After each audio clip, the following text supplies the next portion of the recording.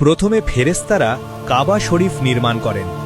এরপর আল্লাহর নির্দেশে সাইয়েদিনা আদম আলাইহিসসালাম কাবা নির্মাণ করেন। কিন্তু সাইয়েদিনা নূহ আলাইহিসসালামের সময় এক মহাপ্লাবন হয়, যাতে কাবা সহ আশেপাশের সব কিছু ধ্বংস হয়ে যায়। পরে সাইয়েদিনা নূহ আলাইহিসসালাম কাবাকে পুনরায় সংস্কার করেন। এরপর সাইয়েদিনা ইব্রাহিম আলাইহিসসালাম আল্লাহর নির্দেশে কাবা পুনর্নির্মাণ করেন। আল্লাহ তাকে স্পষ্টভাবে নির্দেশ দেন, আমার ঘর এতটুকু উঁচু করবে, এতটুকু প্রশস্ত করবে, এতটুকু লম্বা করবে। কিন্তু ইব্রাহিম আলাইহিসসালাম তো এত উঁচুতে উঠতে পারছিলেন না। তখন আল্লাহ জান্নাত থেকে একটি বিশেষ পাথর পাঠালেন। সেই পাথরের নাম হলো মাকামে ইব্রাহিম।